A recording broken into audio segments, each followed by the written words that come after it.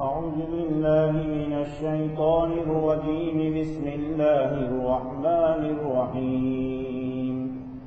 يا أيها الذين آمنوا هل أدلكم على تجارة تنجيكم من عذاب أليم تؤمنون بالله ورسوله وتجاهدون في سبيل الله بأموالكم وأنفسكم ذلكم خير لكم إن كنتم تعلمون يغفر لكم ذنوبكم ويدخلكم جنات تجري من تحتها الأنهار ومساكن طيبة في جنات عدن ذلك الفوز العظيم وأخرى تحبونها نصر من الله وفتح قريب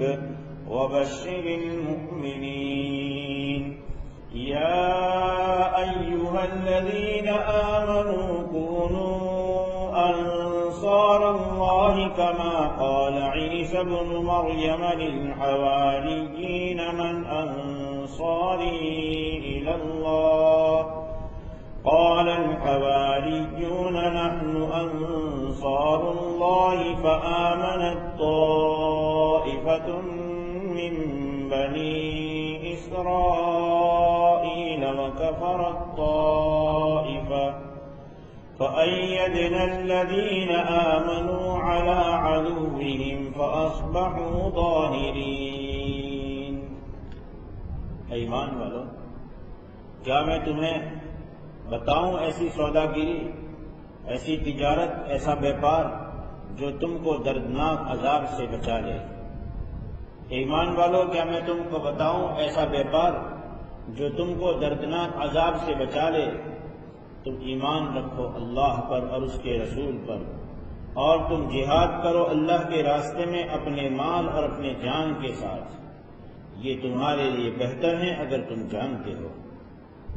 اللہ تبارک و تعالی تمہارے لیے تمہارے گناہوں کو بخش دے گا، اللہ تمہارے لیے تمہارے گناہوں کو معاف کر دے گا اور تم کو داخل کرے گا ایسے باغات میں جن کے نیچے نہریں بہتی ہوگی، اور ہمیشہ کی جنت میں پاکیزہ مکانات۔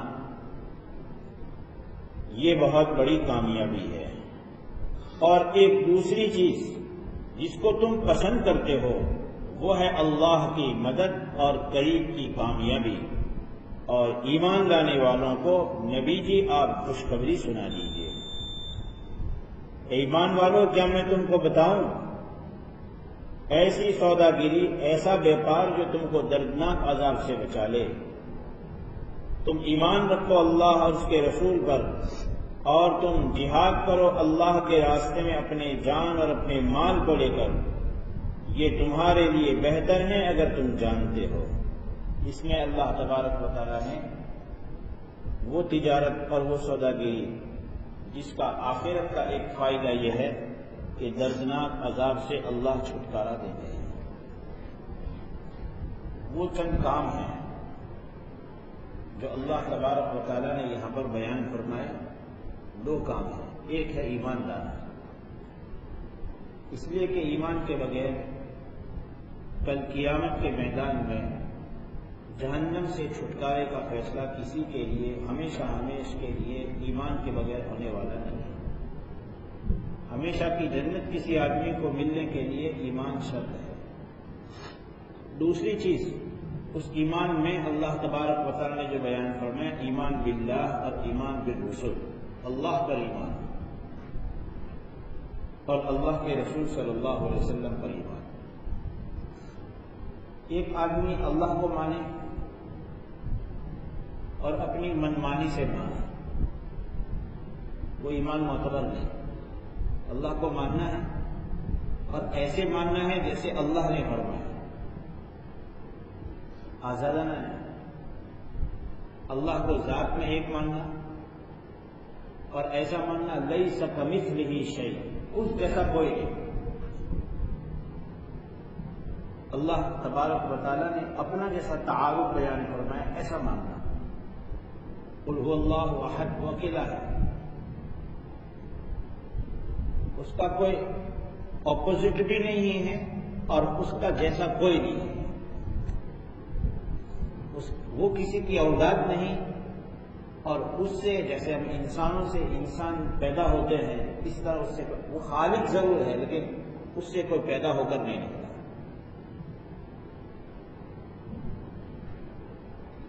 وہ سب اس کی ذات میں اس کو اکیلا ماننا اور اس کی صفات بھی ایسی ماننی جیسے اللہ نے فرمایا. لیس کمثلہ شیء وہو السمیع البصیر، سننے والا بھی ہے دیکھنے والا بھی ہے.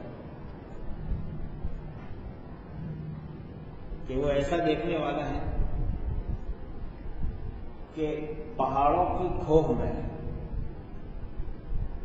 چھوٹے موٹے کیڑے مکیڑے ہوتے ہیں وہ ان کو دیکھتا ہے، ان کی پکار سنتا ہے، ان کی درخواست سنتا ہے، وہ روزی مانگتے ہیں وہ سنتا ہے، وہ اللہ کی تعریف بیان کرتے ہیں وہ سنتا ہے. ہم تو سننے میں بھی بہت سی چیزوں کے محتاج ہیں. اپنے کان کی طاقت کے محتاج، کوئی آواز سننے کے لیے وہ آواز ہم تک پہنچے تو مخصوص مقدار پر کی دوری ہو، اور جب وہ آواز نکل رہی ہو تو اس آواز کو سننے اور سمجھنے کے لیے دوسری رکاوٹیں نہ ہوں. ایک آدمی بول رہا ہے لیکن اس کے مقابلے میں اس سے بڑھ کر شور شغب ہو رہا ہے، بیکار. ہماری تو اپنی صفتیں جو ہیں ان صفتوں میں بھی ہم تو محتاج ہیں، اور اللہ تبارک و تعالیٰ اکیلا ہے، اپنی صفات کے ساتھ ہیں اور اپنی صفات میں بھی وہ کسی کا محتاج نہیں. سمندر کی تہ میں جو سیٹی اور اس میں جو موتی بن رہا ہے اس کو اللہ دیکھ رہا ہے. چھوٹی موٹی مچھلیاں اور کیڑے مکوڑے جو سمندری ہیں ان کو وہ دیکھ رہا ہے، ان کی بات سن رہا ہے، ان کی درخواست کو اللہ تبارک و تعالیٰ ان کی روزی کو پوری کر رہا ہے. ساری اللہ کی صفات ہے، اس کو ماننا. محیط ہے، اللہ تبارک و تعالیٰ علم سب چیزوں کو گھیرنے والا ہے. ایک آدمی کتنا ہی بڑا عالم بن جائے، کتنا ہی بڑا کسی لائن کا جانکار بن جائے، وہ بنے، لیکن اس کے باوجود بھی وہ اس لائن کو پورے طور پر اپنے علم میں گھیرنے والا نہیں بن سکتا ہے. کہیں نہ کہیں تو اس کو دوسروں کو پوچھنا پڑے گا، وہ کہے گا مجھے سمجھ میں نہیں آئے. جبکہ اللہ تبارک و تعالیٰ محیط بالعلم ہے، علم بھی سب کا، اللہ کا علم بھی سب کو محیط ہے. کوئی اللہ کے علم سے اللہ یعلم ما تحمل كل انثى وما تغیض الارحام وما تزداد. اللہ تبارک و تعالیٰ جانتے ہیں جو مادائیں اپنے پیٹ میں اٹھاتی ہیں وہ کیا ہے، کس حالت میں ہے، کس کیفیت میں ہے، کیا بڑھ رہا ہے، کیا اس کی کیفیت ہے، اللہ جانتے ہیں. اور ایسا نہیں کہ صرف یوں کہا کہ عورتوں کے پیٹ میں جو ہے، بلکہ تمام ماداؤں کے پیٹ میں. اس میں تمام عورتیں آ گئی، تمام گھوڑیاں آ گئی، گدھیاں آ گئی، جتنی بھی مخلوق ہے جن جن کے پیٹ میں بچہ پیدا ہوتا ہے وہ اللہ کے علم. اللہ یعلم ما تحمل كل انثى وما تغیض الارحام وما تزداد. اور جو اس میں کمی ہوتی ہے، جو بڑھوتری ہوتی ہے، سب چیز اللہ جانتا ہے. اور مخصوص مہینوں کے گزرنے کے بعد کوئی تو کہہ سکتا ہے مشینری کے ذریعے سے اور سونوگرافی کے ذریعے سے کہ یہ نر ہے مادہ ہے، لیکن کوئی یہ نہیں بتا سکتا ہے کہ یہ کس صفت کا ہوگا، اس کی عادتیں کیا ہوگی، یہ شقی ہوگا، یہ سعید ہوگا، یہ نیک وقت ہوگا، یہ بد وقت ہوگا، کہ کتنا جیے گا، کتنا کھائے گا، کتنا سونگے گا، کتنا پیے گا، کوئی نہیں جانتا ہے. یہ ساری صفتیں اللہ کی، اکیلے اللہ ہی ہے. تو اللہ تبارک و تعالیٰ پر ایمان لانا، جیسا اللہ نے اپنے متعلق اپنا تعارف اپنے کلام میں بیان فرمایا، حبیب صلی اللہ علیہ وسلم نے تعارف بیان کیا ہے، ایسا ان کو ماننا اور اس کے رسول کو ماننا، رسالت بھی، اور اس امت میں رسالت محمدی صلی اللہ علیہ وسلم، محمد صلی اللہ علیہ وسلم اللہ کے رسول ہے، اس کو ماننا۔ آج بھی کچھ لوگ ہوں گے جو حضرت عیسیٰ علیہ السلام کو ماننے والے ہوں، وہ صحیح ہے، وہ اس زمانے کے نبی تھے، لیکن اب وہ نبی نہیں امت محمدیہ کے لیے۔ تو کوئی آدمی اگر اللہ پر ایمان رکھتا ہے جیسا عیسیٰ علیہ السلام نے کہا ہے، اور عیسیٰ علیہ السلام کو اللہ کا رسول مانتا ہے، لیکن محمد عربی صلی اللہ علیہ وسلم کو نہیں مانتا، یہ نہیں چلے گا۔ عذاب علیم سے، دردناک عذاب سے چھٹکارا اگر پانا ہے تو ایسی صورت میں محمد عربی صلی اللہ علیہ وسلم کو رسول اور آخری رسول ماننا ہوگا، اس کے بغیر نہیں، اس کے بغیر نہیں چلے گا۔ کوئی آدمی کتنا ہی اچھا کام کرے لیکن شرط پوری ہونی چاہیے۔ ایک آدمی لوگوں کا علاج جانتا ہے اور اچھی طرح علاج جانتا ہے، لیکن اس نے کسی میڈیکل کالج سے مستقل ڈگری نہیں کی ہے۔ کیا اس کی مجال ہے کہ وہ کسی جگہ پر دکان کھول کر کے اپنی ڈاکٹریٹ چلائے؟ تو لوگ کہیں گے نہیں چلے گا، آپ کو پہلے منظوری لینی ہے، اور منظوری کہ میں نے اپنے گھر میں اپنا سرٹی بنا دیا، اپنے گھر کا نہیں چلے گا، وہیں سے چلے گا جہاں سے منظور ہوتا ہے۔ ایک آدمی کہے کہ میں اپنے طور پر مانتا ہوں، میں محمد صلی اللہ علیہ وسلم کو نہیں مانتا، کہ ایک ڈاکٹر کو دنیا میں لوگ مریضوں کا علاج جبکہ وہ جانکار بھی ہو چکا ہو کرنے کی چھوٹ نہیں ہے، جب تک کہ مخصوص طور پر وہ کسی میڈیکل کالج سے سرٹی ڈاکٹری کا نہ لے لے۔ ایک آدمی کو جنت میں جانا ہے تو مخصوص طور پر جیسے اللہ نے فرمایا ہے اس طور پر وہ ایمان نہ لائے کیسے ہو جا سکتا ہے؟ تو اللہ کو ماننا ہے، اللہ کے رسول صلی اللہ علیہ وسلم کو ماننا ہے، اور ایسے ہی ماننا ہے جیسے کہ انہوں نے فرمایا ہے۔ اللہ کے رسول علیہ السلام بیٹھے ہوئے تھے اور مدینۃ المنورہ میں کسی خوشی کے موقع پر کچھ بچیاں کچھ نظم گا رہی تھی، اور گاتے گاتے انہوں نے یہ کہہ دیا وَفِينَا نَبِيٌّ يَعْلَمُ مَا فِي غَدٍ، اجی ہم میں تو ایک نبی صاحب ہیں جو آئندہ کل کی بات جانتے ہیں۔ آپ نے فوراً فرما دیا کہ یہ نہیں، یہ غلط ہے، نبی آئندہ کل کی بات نہیں جانتا۔ وَلَوْ كُنْتُ أَعْلَمُ الْغَيْبَ لَاسْتَكْثَرْتُ مِنَ الْخَيْرِ وَمَا مَسَّنِيَ السُّوءُ إِنْ أَنَا إِلَّا نَذِيرٌ وَبَشِيرٌ لِقَوْمٍ يُؤْمِنُونَ۔ ارے میں غیب کی باتیں جانتا، آئندہ کل کیا ہونے والا ہے وہ اگر میں جانتا لَاسْتَكْثَرْتُ مِنَ الْخَيْرِ، تو میں تو ساری کی ساری بھلائیاں جمع کر لیتا، مصیبت ہی نہ آتی میرے یہاں۔ میں تو صرف اور صرف نذیر اور بشیر ہوں اہل ایمان کے لیے، ڈرانے والا ہوں، خوشخبری دینے والا۔ تو اس لیے نبی کو بھی ماننے میں، نبی کو نبی مانے، آخری نبی مانے، لیکن کیسا نبی ماننا، کیا اس کی صفات ماننا، اس میں بھی ہم مقید ہیں، ہم ان کو کے درجے سے آگے نہیں بڑھا سکتے۔ اس لیے آپ علیہ السلام نے فرمایا تھا کہ تم مجھے جتنی اللہ تبارک و تعالیٰ نے مجھے صفات دی ہے اس سے آگے مت بڑھاؤ۔ سجدہ کا کام اللہ کے لیے ہے، کسی کو نہیں۔ آپ علیہ السلام نے فرمایا کہ صحیح روایت ہے کہ تم میری قبر کو سجدہ کا مت بنانا، اللہ نے یہ حق اپنے لیے رکھا۔ لو كنت آمرا احدا ان يسجد لاحد لامرت المرأة ان تسجد لزوجها، اگر میں کسی کو حکم کرتا کہ وہ اللہ کو چھوڑ کر کسی اور کو سجدہ کرے، یعنی اگر یہ جائز ہوتا تو میں ایک عورت کو کہتا کہ وہ اپنے شوہر کو سجدہ کرے، کسی اور کے نہیں۔ نبی کو بھی اسی دائرے میں ماننا ہے جس دائرے میں اللہ نے نبی کو رکھا ہے، اس سے بڑھ کر نہیں۔ تو ایک چیز تو یہ ہے ایمان باللہ، دوسری چیز یہ ہے ایمان بالرسل، رسول صلی اللہ علیہ وسلم کی رسالت کو ماننا۔ تیسرا کام یہ ہے کہ اللہ کے راستے میں اپنی جان اور اپنے مال کو لے کر کے جہاد کرنا۔ تو یہ تین کام ہیں جس پر اللہ تبارک و تعالیٰ نے نجات اخروی نجات، دردناک عذاب سے چھٹکارے کا وعدہ فرمایا، اور یہ تجارت ہے۔ اور جب تجارت کہا ہے نا تو تجارت میں جب آدمی سودا گیری اور بیپار کرنے لگتا ہے تو فوراً دماغ میں آتا ہے کہ کچھ مال ہوگا جس کے آدمی لین دین کرے گا۔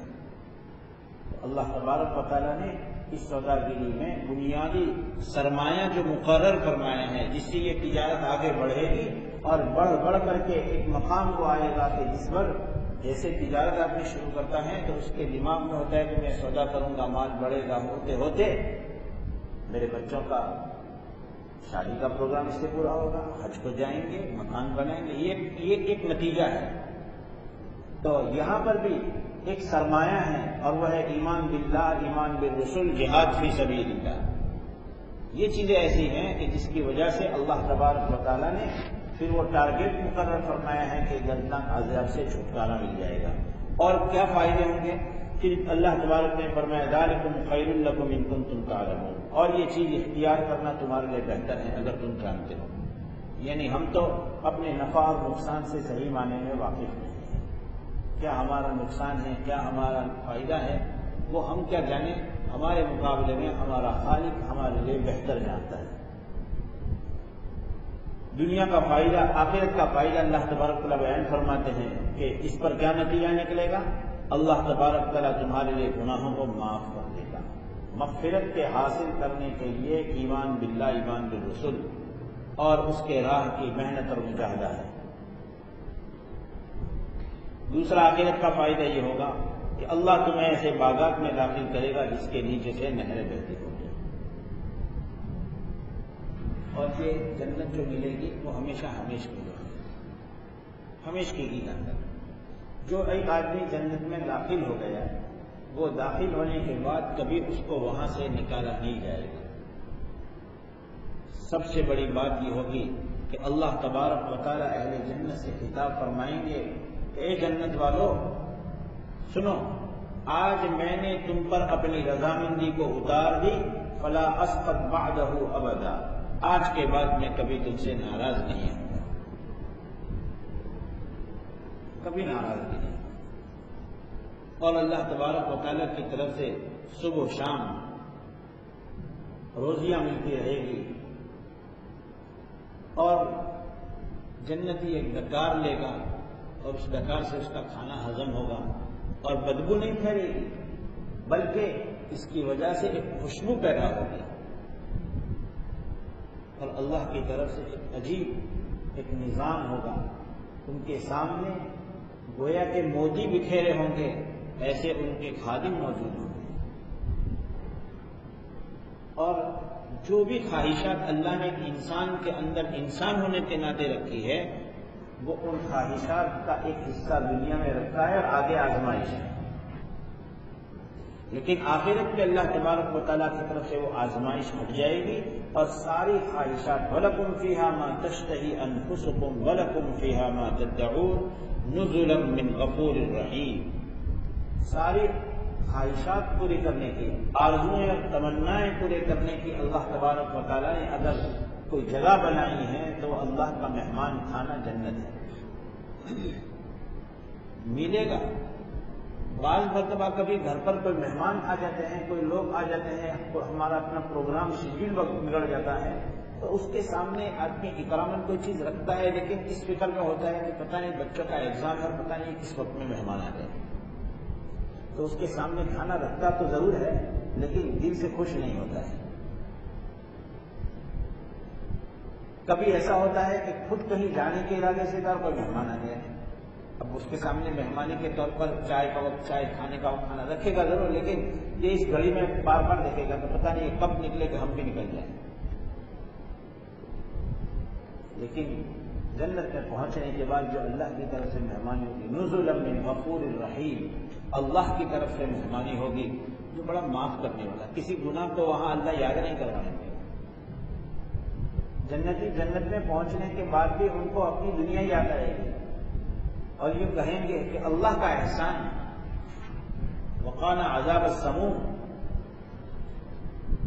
انا كنا من قبل ندعوه، اس سے پہلے جب دنیا میں تھے تو ہم اللہ کو پکارتے تھے، اور اللہ تبارک و تعالیٰ نے ہمیں اس عذاب سے بچا دیا جو جہنم میں ہو رہا ہے۔ جنتیوں کی آپس میں مجلس بھی لگے گی، مسحریاں ہوگی، صوفہ ہوں گے، جھولے ہوں گے جس پر جھل رہے ہوں گے، مجلس لگے گی۔ سورہ صافات میں اللہ تبارک و تعالیٰ نقل فرماتے ہیں کہ جنتیوں کی آپس میں مجلس لگی ہوگی، اور ہوتے ہوتے اچانک ان کو یاد آ جائے گا ایک ساتھی کو کہ میرا ایک دوست تھا دنیا میں جو مجھے یوں کہا کرتا تھا کہ کیا مرنے کے بعد ہم پھر دوبارہ زندہ ہوں گے؟ تو مانتا ہے؟ وَلَوْلَا نِعْمَةُ رَبِّي لَكُنْتُ مِنَ الْمُحْضَرِينَ، اگر میرے رب کا احسان نہ ہوتا تو آج میں بھی اس پکڑ دھکڑ والے بندوں میں، جہنم میں بھی ہوتا۔ اللہ نے مجھے بچا لیا، اچھا ہوا میں اس کی بات میں آیا۔ النبی کریم یقول وَإِنَّكَ لَمِنَ الْمُصَدِّقِينَ وَإِذَا مِتْنَا وَكُنَّا تُرَابًا وَعِظَامًا أَإِنَّا لَمَدِينُونَ۔ اجی کیا تم بھائی یہ مانتا ہے کہ مرنے کے بعد بھی ہمارا حساب لیا جائے گا، بدلا دیا جائے گا؟ اللہ فرمائیں گے دیکھنا ہے تو وہ جہنم کے بیچوں بیچ میں اس کو دیکھے گا۔ یہ ساری جنت میں جنتیوں کو جنت کی نعمت، رب کا رضوان، رب کی زیارت، یہ ساری جو نعمتیں ہوگی اس کے اوپر مزید نعمت یہ ہوگی کہ ان کو پتا ہوگا کہ جہنم میں کیا حال ہے۔ اللہ ایسا بتائیں گے۔ اور جب ایک آدمی کو پتا چلے کہ فلاں جگہ کے لوگ اس طرح پریشان ہیں اور میں اس طرح راحت میں ہوں، تو اس راحت کی نعمت کو وہ اور بڑی نعمت سمجھتا ہے۔ یہ ساری کی ساری جنت کی چیزیں ہیں جو اللہ تبارک تعالیٰ عطا فرمائیں گے۔ یہ جنت تو ایک مقدار وہ ہے جو اللہ کے رسول علیہ الصلوۃ والسلام نے احادیث میں بیان فرمائی ہے۔ باقی ایک آدمی اپنی عقل سے عقیدہ اہل سنت والجماعت کا کہ جنت اور جہنم بن چکے ہیں، یہ نہیں ہے کہ یہ خالی اچھا لگانے کی بات ہے یا ڈرانے کی بات ہے، نہیں، یہ ہے۔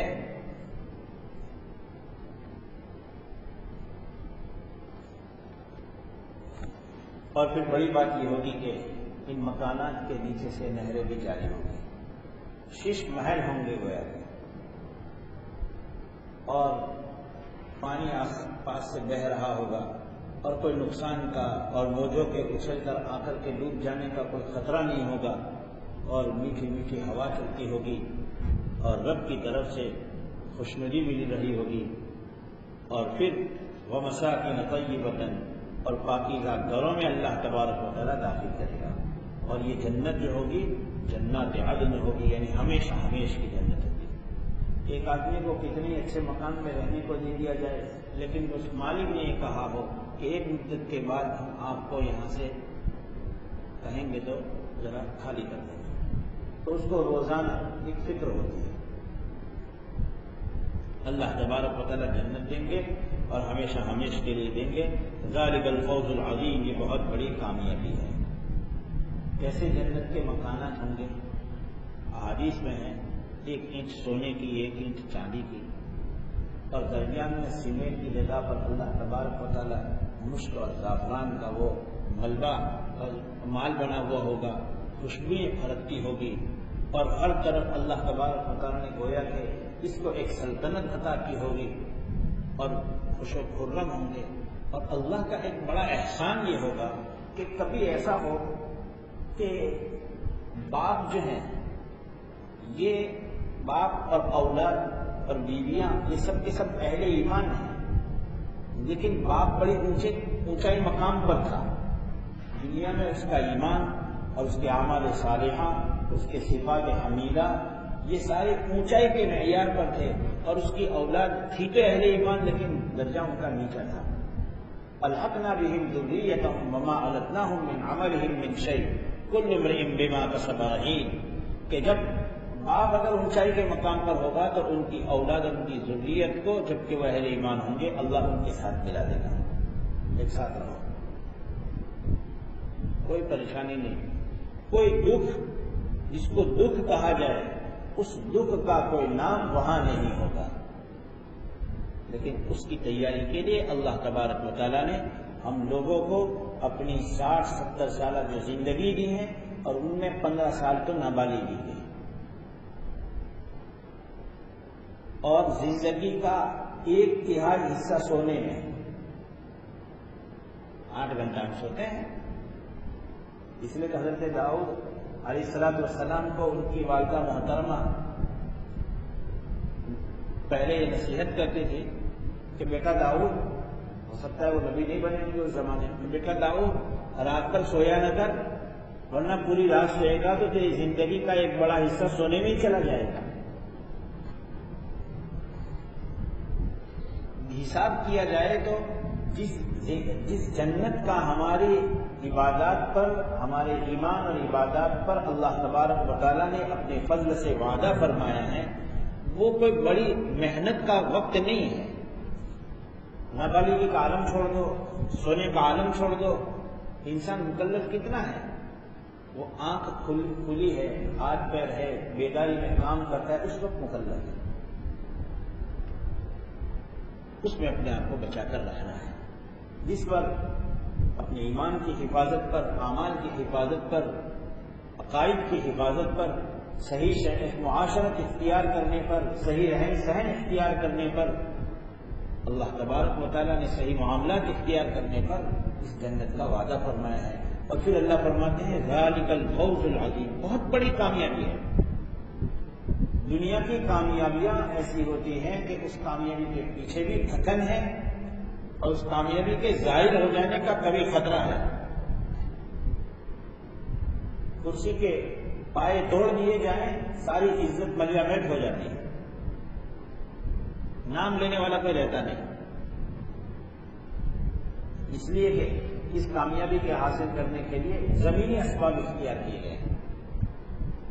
اور یہ کامیابی جو ہے وہ عرش سے فرش کی طرف اترتی ہے، اس کامیابی کے لیے اللہ نے جو اسباب رکھے ہیں وہ دائمی ہیں، ایمان اور اعمال صالحہ۔ انسانوں کا اللہ تبارک و تعالیٰ نے ایک مزاج رکھا ہے اور وہ ہے کیش، نقد کی بات کرو۔ بڑے سے بڑا مومن ہو، آخرت کا وعدہ ہے، اسے شرح صدر ہے اور اسے اس کا یقین ہے اور ہونا ہی چاہیے اور مطمئن بھی ہے، لیکن پھر بھی یہ ہوتا ہے کہ نقد کیا ملے گا وہ ہوتا ہے، اور نقد کے انسان کو آنکھوں کے سامنے نظر آنے کی وجہ سے خوشی بھی ہوتی ہے، اس کی پسند، اس کو محبوب بھی ہوتا ہے، اس کو اللہ تبارک و تعالیٰ اسی انداز پر نقل فرماتے ہیں کہ ایک اور اللہ تبارک و تعالیٰ نے تمہارے لیے وعدہ فرمایا ہے جسے تم پسند فرماتے ہو، پسند کرتے ہو، محبوب ہے تمہیں۔ گویا کہ ایک آدمی کے لیے جائز طریقہ پر کام کرتے ہوئے اس کو کوئی نعمت دنیا میں ملے اور اس چیز کی اس کے دل میں محبت ہو، یہ بری نہیں ہے۔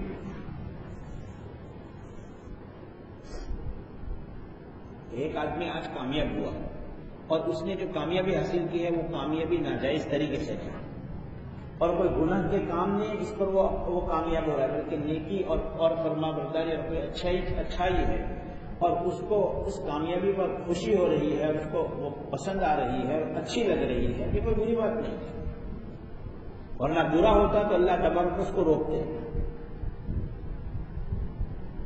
اسی لیے اس سے ہٹ کر کے چیز ہے، لیکن ایک آدمی نماز پڑھے اور اس لیے نماز پڑھے کہ ذرا فلاں صاحب کو پتہ چلے کہ میں اچھی نماز پڑھتا ہوں، یہ تو ریاکاری ہے۔ انا اغنى الشركاء يعني الشرك من عمل عملا اشرك فيه غيري تركته وشركه وكما قال صلی اللہ علیہ وسلم، میں سارے بھاگیداروں میں سب سے زیادہ بے نیاز ہوں، مجھے کسی کی پارٹنرشپ منظور نہیں۔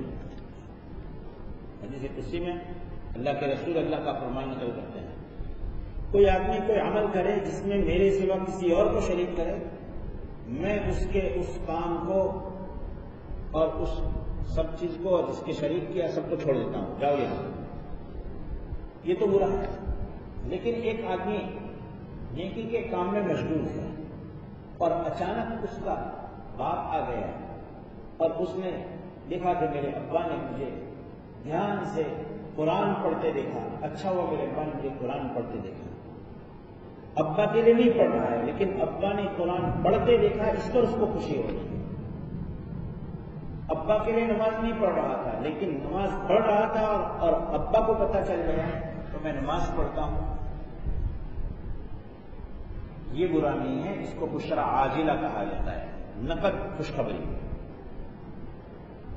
ایک دن اللہ کے رسول علیہ الصلوۃ والسلام مسجد نبوی سے عشاء کی نماز کے بعد دیر سے گھر گئے۔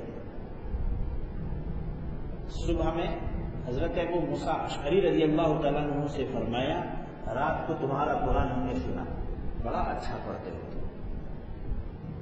ایسا لگتا تھا کہ گویا تم کو حضرت داؤد علیہ السلام کے ایک سریلی آواز کا اللہ نے ایک حصہ دے رکھا ہے۔ حضرت ابو موسیٰ اشعری رضی اللہ تعالیٰ عنہ نے عرض کیا، یا رسول اللہ، اگر مجھے معلوم ہوتا میں اور اچھا بنا کر پڑھتا۔ آپ کو یہ خوشی ہو رہی تھی نا، یعنی قرآن کریم کو اللہ ہی کے لیے پڑھ رہے تھے نماز میں، لیکن نبی کو اچھا لگ رہا تھا تو میں اور اچھا پڑھتا۔ یہ ریاکاری نہیں ہے۔ تو ایک آدمی کوئی اچھا کام کرے اور کوئی اچھی چیز ہے جو شریعت کے دائرے میں بھی اچھی ہے اور اس سے اس کو محبت ہو، یہ بری بات نہیں ہے۔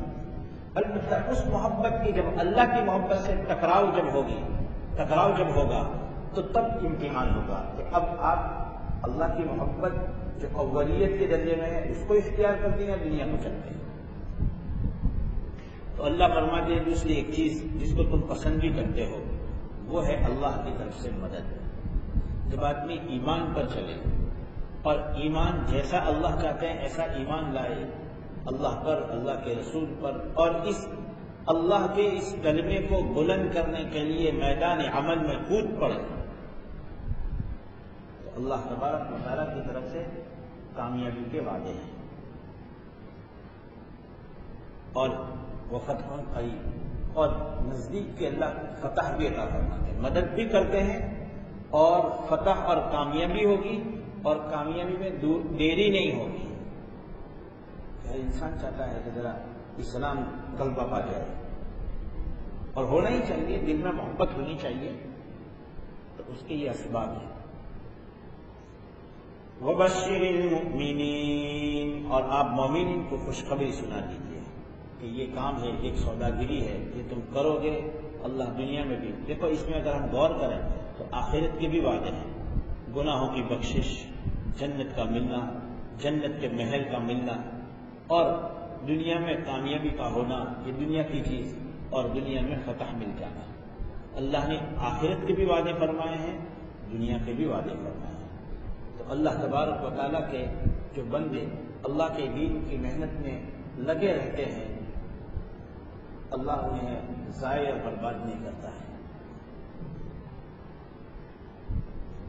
يا أيها الذين آمنوا كونوا أنصار الله كما قال عيسى ابن مريم للحواريين من أنصاري إلى الله قال الحواريون نحن أنصار الله فآمنت طائفة من بني إسرائيل وكفرت طائفة فأيدنا الذين آمنوا على عدوهم فأصبحوا ظاهرين۔ اسی طرح کا ایک نمونہ اللہ تبارک و تعالی حضرت عیسیٰ علیہ السلام کے زمانے کا بیان فرماتے ہیں۔ ترجمہ اس کا یہ ہے، اے ایمان والو، تم اللہ کے مددگار بن جاؤ، یعنی اللہ کے دین کے مددگار بن جاؤ، جیسا کہ حضرت عیسیٰ ابن مریم نے فرمایا حواریین سے، اپنے ساتھ رہنے والوں سے، کون ہے میرے اللہ کے خاطر مددگار؟ تو حواریین نے کہا ہم اللہ کے مددگار بنتے ہیں۔ ایک جماعت بنی اسرائیل میں سے ایمان لے آئی اور ایک جماعت نے انکار کیا، پھر جو لوگ ایمان لے آئے ہم نے ان کو ان کے دشمنوں پر تائید دی۔ سو وہی غالب بن گئے۔ حضرت عیسیٰ علیہ السلام نے جب یہ فرمایا تھا کہ میں تورات کی تصدیق کرتا ہوں، تو حضرت عیسیٰ علیہ السلام کے لیے لوگ دشمن بن گئے، اور چند لوگ تھے، 12 کی جماعت تھی جو آپ کے مددگار بنے۔ حضرت نبی کریم علیہ السلام کو دیکھ کر ان کے دین کی ان پر ایمان لانے والے ان کے مددگار جو بنے ان کو صحابہ کہا جاتا ہے۔ عیسیٰ علیہ السلام کو جو ماننے والے بنے ان کو حواری کہا جاتا ہے۔ حضرات اہل تفسیر نے لکھا ہے کہ لغت کے اعتبار سے اس کا معنی ہوتا ہے کہ جو دل کا پاکیزہ ہو اور صاف ستھرا ہو، اس کو حواری کہا جاتا ہے۔ اصل یہ لوگ دھوبی تھے اور لوگوں کے کپڑوں کو دھویا کرتے تھے، سفید بنایا کرتے تھے، دھو کر کے میل کچل دور کر کے، اس لیے ان کو حواری کہا جاتا تھا، صاف ستھرا کرنے والے۔ یہ 12 لوگ تھے، انہوں نے حضرت عیسیٰ علیہ السلام نے فرمایا کہ کون میرے اللہ کے دین کے لیے مددگار بنے۔ معلوم ہوا کہ عیسیٰ علیہ السلام بھی لوگوں سے کہہ رہے ہیں کہ میں اللہ کا نبی ہوں، لیکن آپ میرے مددگار بنو۔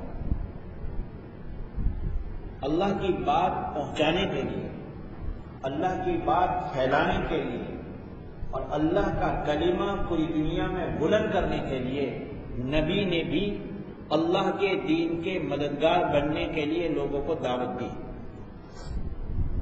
آپ علیہ السلام نے بھی فرمایا کہ ہے بھائی کوئی جو مجھے لے جائے اور مجھے پناہ دے، تاکہ میں ان میں وہ مجھے پناہ دے اور میں وہاں بیٹھ کر کے اللہ کی بات اللہ کے بندوں کو پہنچا دوں۔ اس لیے آج بھی اگر کوئی آدمی یہ کہے کہ اللہ کا یہ دین ہے، اس کے لیے آپ مددگار بنو، تو اللہ تبارک و تعالیٰ اپنے دین کو تنے تنہا غالب کرنے کے لیے قدرت رکھتے ہیں، لیکن اللہ نے ہمیں مکلف بنائے۔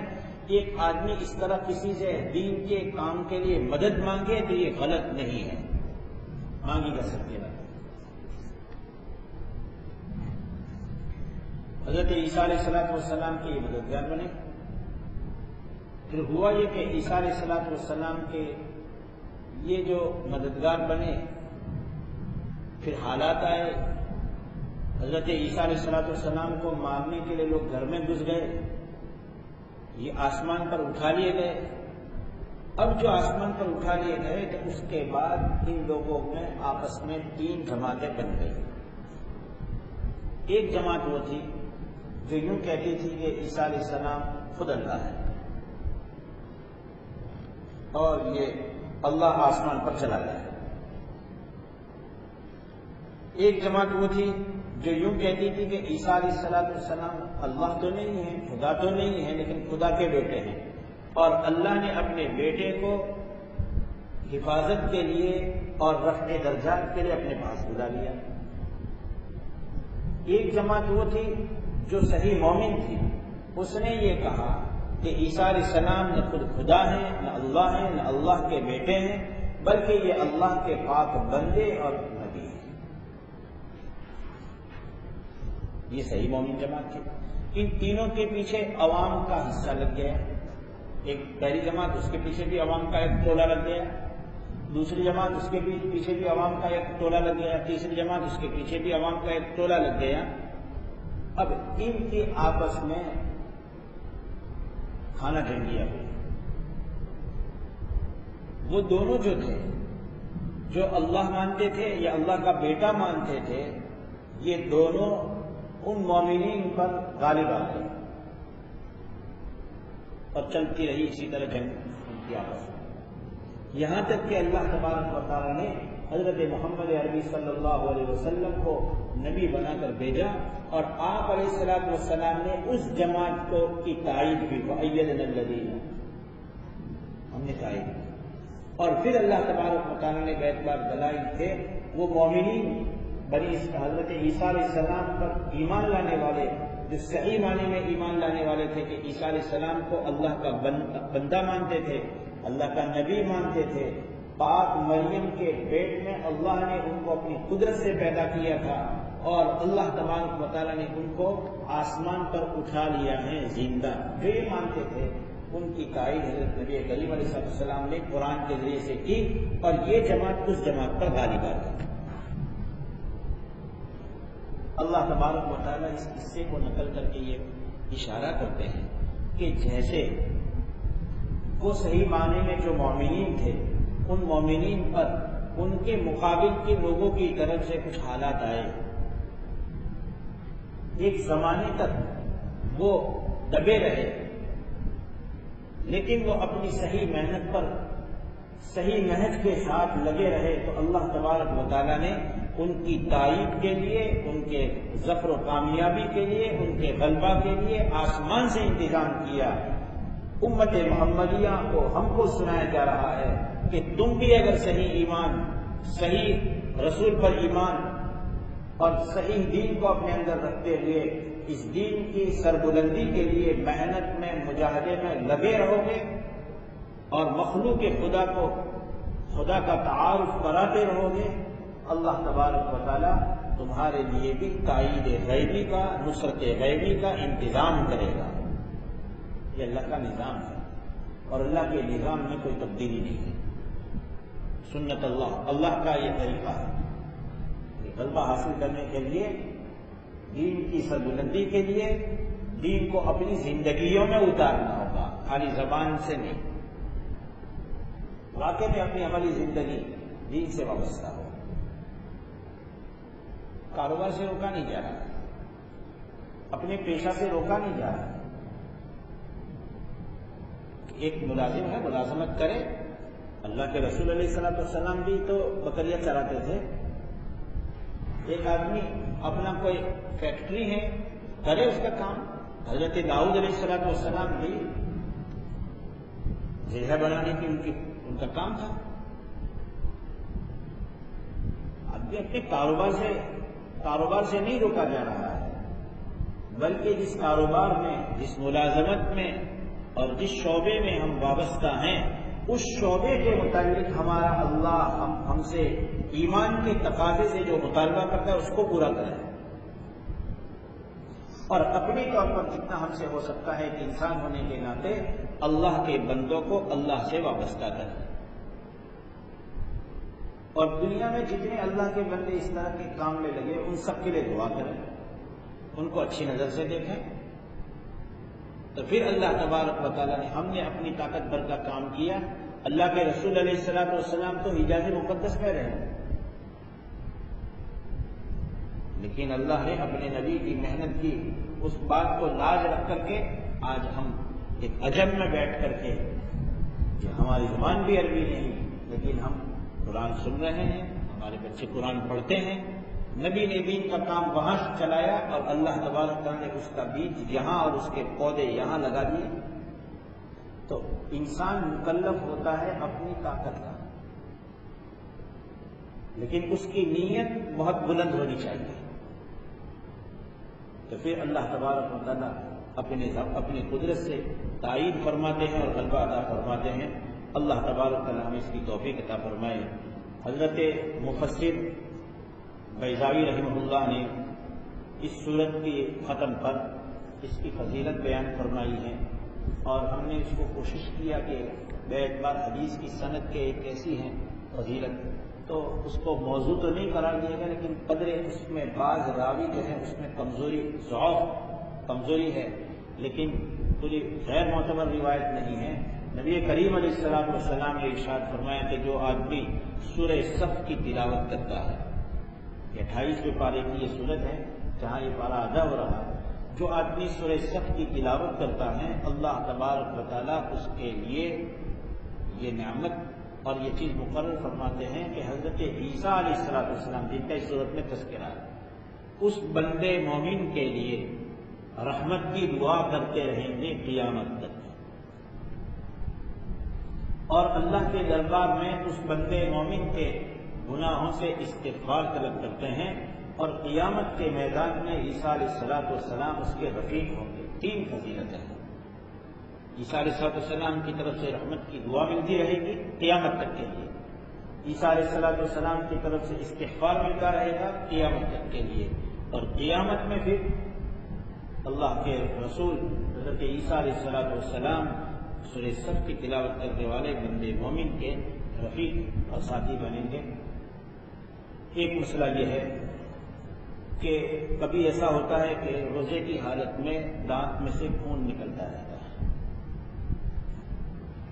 ہم جانتے ہیں، پتہ چل گیا، ہم نے تھوک دیا، منہ کی صفائی کر دی، تو حضرت نے روزہ اپنی جگہ پر برقرار، لیکن وہ خون والا تھوک اگر حلق سے اتر رہا ہے اور ہمارا خون تھوک کے مقابلے میں زیادہ ہے، اور اس کی پہچان کیا ہے کہ تھوکے تو پورا لال نکلے، یا یہ کہ دونوں برابر برابر ہیں، اور اس کی علامت کیا ہے کہ تھوک جو ہے اس کا کلر پیلا پڑ جائے، تو ایسی صورت میں اگر وہ حلق کے نیچے اترے گا تو روزہ ٹوٹ جاتا ہے، صرف قضا لازم ہوتی ہے، کفارہ نہیں۔ اس لیے ہمارے اپنے روزوں کے متعلق بھی ہمیں بہت محتاط رہنا چاہیے، اور اگر تھوک زیادہ ہے اور خون کم ہے اور اس کا اثر کیسا کہ پیلا پن نظر نہیں آ رہا ہے، سفید کلر زیادہ نظر آ رہا ہے، تو ایسی صورت میں روزہ ٹوٹتا نہیں ہے۔ کبھی ایسا بھی ہوتا ہے تمباکو کے عادی لوگ ہوتے ہیں، سحری کھائی ہے، ابھی گھڑی پر نظر ہے کہ 10-15 منٹ باقی ہے، تمباکو منہ میں رکھ دیتے ہیں، پان مسالہ منہ میں رکھ دیتے ہیں، اور آنکھ لگ جاتی ہے اور آنکھ کھلتی ہے تو صبح صادق ہو کر کے اوپر 5-7 منٹ ہو جاتے ہیں، اوپر وقت چلا جاتا ہے، فجر کا وقت ہو گیا، اس آدمی کا روزہ نہیں ہوتا، روزہ ٹوٹ گیا۔ لیکن اس کے متعلق حکم یہ ہے کہ ٹوٹا صحیح لیکن اب کھانا نہیں ہے، اس لیے کہ شام تک اس کو روزے داروں کی مشابہت اختیار کرنا لازم رہتا ہے۔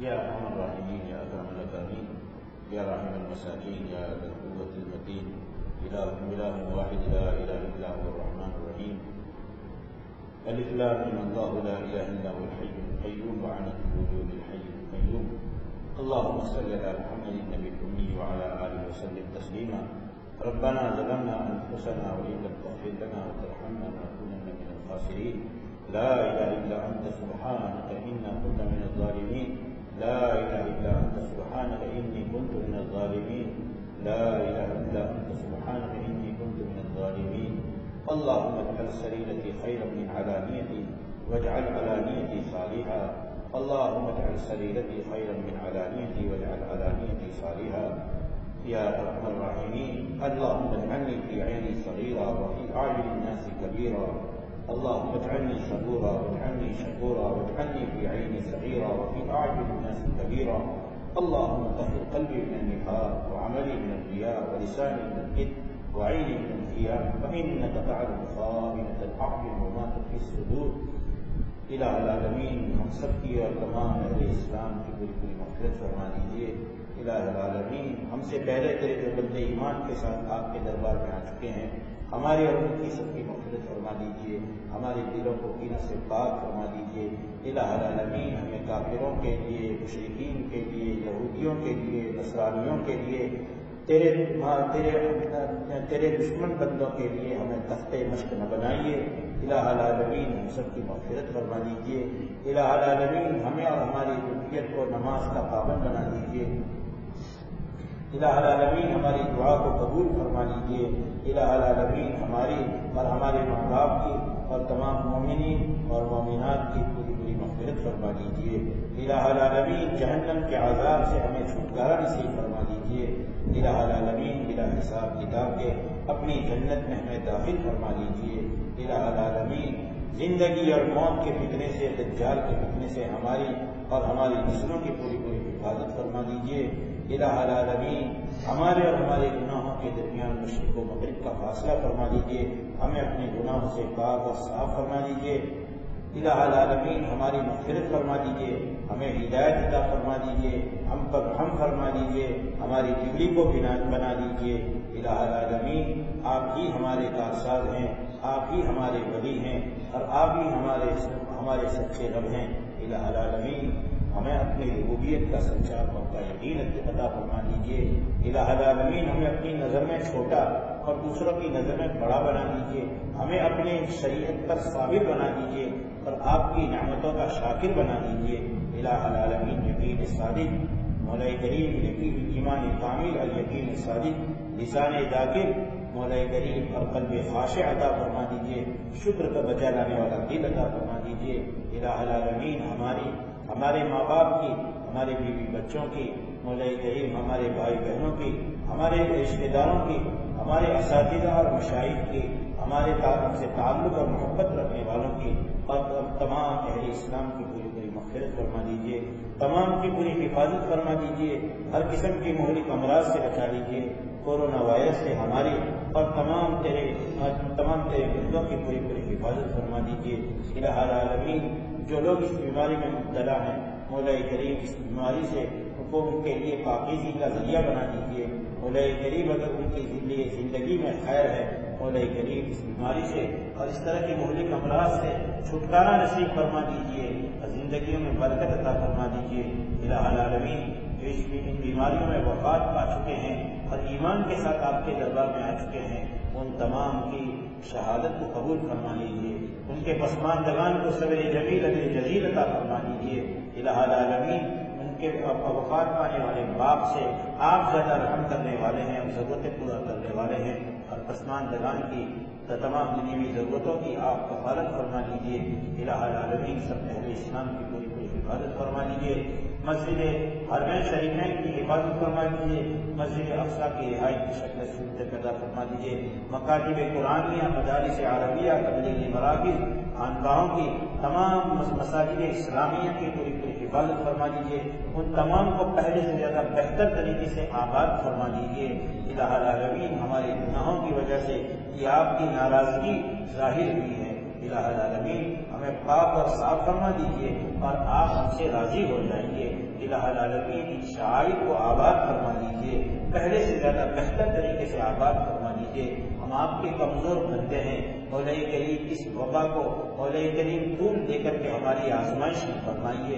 الہ العالمین ہماری اور ہمارے ملک کی اور تمام اہل اسلام کی، اس ملک میں بسنے والے تیرے بندوں کی پوری پوری حفاظت فرما دیجیے، نفرتوں کی کھائیوں کو ختم فرما دیجیے، دشمنیوں کو پھیلانے والے لوگوں کو اپنے ان پورے پلاننگ سے الہ العالمین توبہ کی توفیق عطا فرما دیجیے۔ مولا کریم کے سارے بندے تیری مخلوق ہیں، مولا کریم ایک دوسرے کے ساتھ ہم تمام کو ہمدردی کرنے کی توفیق عطا فرما دیجیے۔ مولا کریم اس ملک میں ہماری اپنے مذہب اسلام کے ساتھ پوری پوری حفاظت فرما دیجیے، ہمارے حلال روزگار کے ساتھ، ہمارے ایمان کے ساتھ، ہماری نسلوں کے ساتھ پوری پوری حفاظت فرما دیجیے۔ الہ العالمین ہماری نوجوان نسل کی پوری پوری حفاظت فرما دیجیے۔ الہ العالمین جو مانگا وہ نصیب فرما دیجیے، جو مانگنا چاہیے ہم نہیں مانگ سکے ہیں وہ بھی اپنے خزانے غیب سے ہم سب کو عطا فرما دیجیے۔ مولا کریم جن کا ہم پر ایمانی، علمی، جانی مانی کسی طرح کا احسان ہے، مولا کریم ان تمام کے تمام دنیاوی جائز تمناؤں کو پورا فرما دیجیے، اخروی ضرورتوں کو پورا فرما دیجیے۔ مولا کریم جنہوں نے ہم کو دعا کے لیے کہا ہے، لکھا ہے، متوقع ہیں، آرزومند ہیں، چاہتے ہیں نہیں کہہ سکتے ہیں، ان تمام کی تمام دنیاوی جائز تمناؤں کو پورا فرما دیجیے، اخروی ضرورتوں کو پورا فرما دیجیے۔ حضرت نبی کریم علیہ السلام نے آپ سے جتنی خیر مانگی ہے، ہم سب کو اور امت مسلمہ کو خیر نصیب فرما دیجیے۔ جن برائیوں سے پناہ چاہیے ہیں ہم سب کو اور امت مسلمہ کو پناہ کلی نصیب فرما دیجیے۔ وصلی اللہ علیہ محمد وآلہ وسلم۔